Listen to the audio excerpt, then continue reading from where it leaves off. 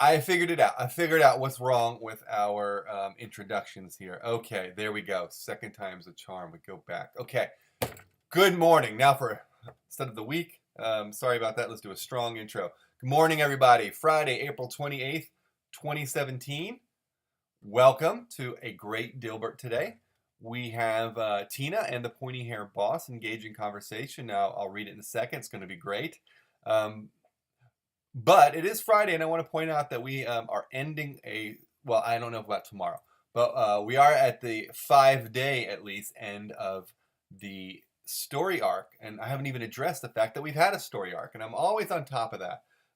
Believe me, I know we have a story arc. This is one of the strongest story arcs we've seen.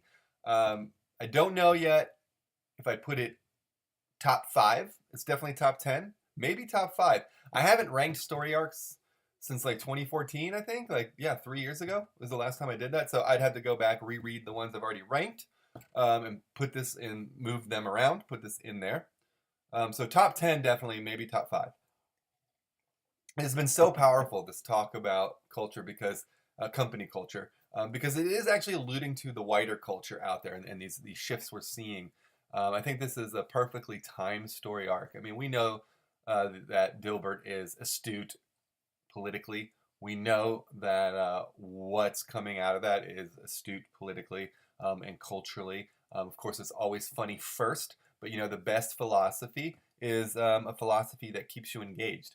So if you can keep someone engaged, you can get in your philosophy. You can stand up there and talk about whatever it is you want to talk about and bore the heck out of people. I mean, an hour later, I don't know what the hell this guy said, but get in there and get people interested, get people following you, and you will persuade them. It helps to be right in the first place, and Dilbert, of course, is.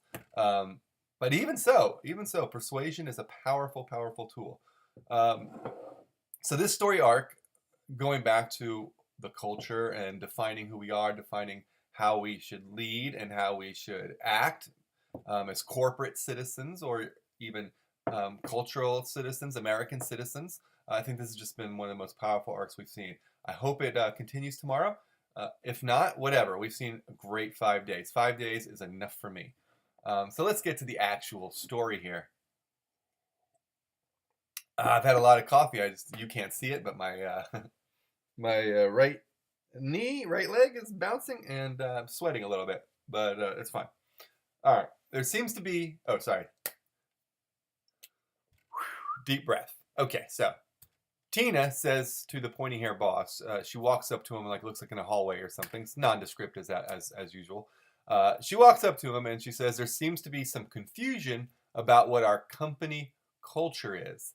And the pointy hair boss in the next panel, he's got coffee in one hand and money in the other.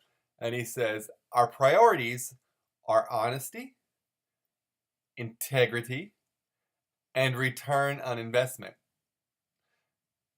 And she says in the last panel, which priority is the highest? And now the pointy hair boss is setting the coffee down and still holding the money. And he says, could you be more specific? Now, this is a subtle joke. The order is honesty, integrity, return on investment. So behavior, actual results that keep people employed. But behavior is first, behavior is second, results is third. She says which priority is the highest. Now, by definition, I think if you're know anything, a priority is you have one priority. There's only one priority. You can't have multiple priorities. You have to have one priority. You can only do one thing at a time. You can have a secondary goal, a tertiary goal, a fourth goal, but you can't have 4 priorities. So she says which priority is the highest, maybe to try to trick him, because she wants probably honesty or she probably wants integrity. Forget the fact that she's getting paid. But he's not falling for that trap. So he says, holding the money, could you be more specific? It's clear what's going on here. The pointy hair boss knows what's up. The pointy hair boss, as dumb as sometimes we think he is, as aloof as sometimes we think he is, as clueless as we sometimes think he is, just like we saw more recently a few days ago when he was talking to Catbert, he's not completely out there. He has some grasp of what makes things run, of how the world works. So he holds up the money and he says, could you be more specific? Do you need to ask this question?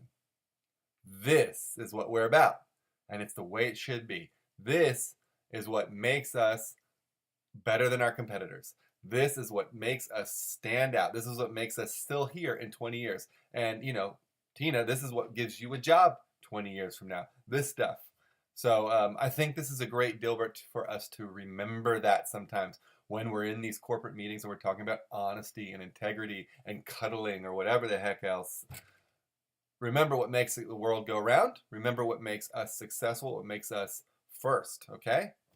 Remember these things. Dilbert is here to help us remember these things. And thank goodness for Dilbert. Okay. I will see you all tomorrow for Saturday, April 29th, 2017. Oh my gosh, you didn't help me remember to say TGIF. I was so excited about this story arc. I didn't even say TGIF. Well, it's not too late. TGIF. See you tomorrow. Thanks for watching and take care. I can't even close correctly.